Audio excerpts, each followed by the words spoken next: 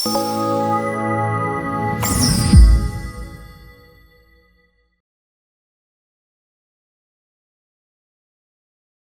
ప్రజారాజ్యం నేతలకు మెగా పిలుపుగా తన ఇంట్లో రాజకీయాలు ఉన్నా తాను మాత్రం దూరమని, ఎప్పటికీ అందులో దూరనని ఆయన ఒట్టేసి మరి పదే పదే చెప్పుకున్నారు. మెగాస్టార్ చిరంజీవి రాజకీయాలు వదిలేసి చాలా కాలమైంది. ఆ విషయం ఆయనే స్వయంగా అనేకసార్లు కూడా చెప్పుకొచ్చారు. అయితే తన ఇంట్లో రాజకీయాలు ఉన్నా తాను మాత్రం దూరమని, ఎప్పటికీ అందులో దూరనని ఆయన ఒట్టేసి మరీ చెప్పారు. అయితే అటువంటి మెగాస్టార్ నోట పబ్లిక్గా ఒక రాజకీయ నినాదం వినిపించలే, జై జనసేనాని ఆయన అన్నారు. అంతేకాదు ఒకనాటి ప్రజారాజ్యాలు ఈనాటి జనసేనాని కూడా అన్నారు. అంటే తాను పెట్టిన పార్టీ తమ్ముడి పార్టీగా ఇప్పటికీ మనుగడలో ఉంది అని మెగాస్టార్ చాలా స్పష్టంగా చెప్పేశారన్నమాట. మరి దీని భావం ఏమిటి అంటే, మెగాస్టార్ ప్రజారాజ్యమే జనసేన అని సూత్రీకరించాక ఇక జనసేనలోకి మాజీ ప్రజారాజ్యవాదులంతా వచ్చి చేరాలని మేలైన మెగా పిలుపు అందులో ఇమిడి ఉందని అంటున్నారు. నిజానికి ప్రజారాజ్యం చాలా బిగ్ ఫోర్స్ గా ఉమ్మడి ఏపీలోకి వచ్చింది. దాన్ని అలాగే కొనసాగించి ఉంటే ఈ రోజుకు ఏ స్థాయిలో ఉండేదో అన్న చర్చ ఎప్పటికీ అలాగే ఉంటుంది. అయితే ప్రజారాజ్యం ఫోర్స్ ఈ రోజుకి జనసేనను అంత స్థాయిలో లేదన్నది ఒక చర్చ.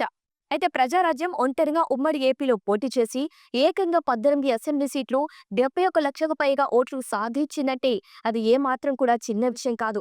అదేవిధంగా ఆనాడు బలంగా ఉన్న అధికార కాంగ్రెస్, ప్రతిపక్ష టీడీపీలను ఢీకొట్టి మరీ ప్రజారాజ్యం జెండా ఎగరవేయటం అంత మామూలు విషయం కానే కాదు. మరోవైపు చూస్తే ప్రజారాజ్యం పార్టీ కొత్తగా ఒక మూడవ రాజకీయ శక్తిగా వస్తుందని అన్ని వర్గాలు సపోర్ట్ చేశాయి. అయితే ఆ తర్వాత దానిని కాంగ్రెస్ తో విలీనం చేయటంతో తమ్ముడు పెట్టిన జనసేనకు అంతటి ఆదరణ అయితే దక్కలేదన్నది మాత్రం వాస్తవం. అంతేకాదు 2019 ఎన్నికల్లో పోటీ చేస్తే పవన్ 2 చోట్ల ఓటమి పాలయ్యారు. ఒకే ఒక్క సీటు దక్కింది. ఇక 2024 ఎన్నికల్లో టీడీపీతో పొత్తు పెట్టుకుని జనసేన పోటీ చేసి 21 సీట్లు సాధించడం గొప్ప విషయమైనా ఒంటరిగా జనసేన వెళ్తే ఈ స్థాయి విజయాలు దక్కుతాయా అన్నది కూడా చర్చగానే ఉంది. ఈ నేపథ్యంలో ప్రజారాజ్యం పార్టీకి పూర్తి స్థాయిలో మద్దతు ఇచ్చిన సామాజిక వర్గాలు గాని, నాయకులు గాని జనసేనకు పూర్తి స్థాయిలో టర్న్ కాలేదు అన్నది కూడా ఒక చర్చగా ఉంది. అయితే ఈ క్రమంలో అనేక మంది ప్రజారాజ్యం పార్టీ నాయకులు వేరు వేరు పార్టీలో ఉంటున్నారు. ఏపీలో చూస్తే జనసేన పటిష్టానికి చర్యలు తీసుకుంటుంది. దాంతో మాజీ పీఆర్పీ నేతలకు మెగా పిలుపుతో ఆహ్వానించడం కోసమేనా జై జనసేన నినాదం వినిపించారు అన్నది కూడా కొత్త చర్చగా ఉంది. అలా వైసీపీలో ఉన్న మాజీ పీఆర్పీ నేతలు ఆకట్టుకోవటం, వీలైతే ఇతర పార్టీలో ఉన్నవారిని సమయం వచ్చినప్పుడు దరికి చేర్చుకోవటం అన్నది కూడా ఒక వ్యూహంగా ఉంది అని అంటున్నారు. మరోవైపు చూస్తే మెగాస్టార్ ని కేంద్రంలోని బీజేపీ పెద్దలు గౌరవం ఇస్తున్నారు. ఆయనను మళ్లీ రాజకీయాల్లోకి తీసుకుని రావాలని చూస్తున్నారన్నది ప్రచారంలో ఉంది.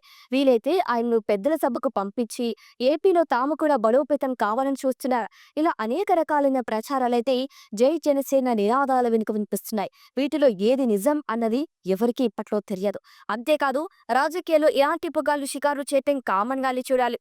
మొత్తానికైతే రాజకీయాలకు దూరంగా ఉన్న మెగాస్టార్ నోట జై జనసేన అని రావటం అంటే అది మామూలుగా జరిగేది కాదని, ఏదో వ్యూహం ఉండే ఉంటుందని, అది ఢిల్లీ స్కెచ్ అని అంటున్నవారు లేకపోలేరు. సో చూడాలి మరి ఈ నినాదానికి తెలుగునాట రాజకీయాలు బలం ఎంతుందో, దాని పరిణామాలు ఏ స్థాయిలో ఉంటాయో, మరి వాటి ద్వారా ఏపీ పాలిటిక్స్ ఏ షేప్ నకు రూపుదిద్దుకుంటుందో వేచి చూద్దాం.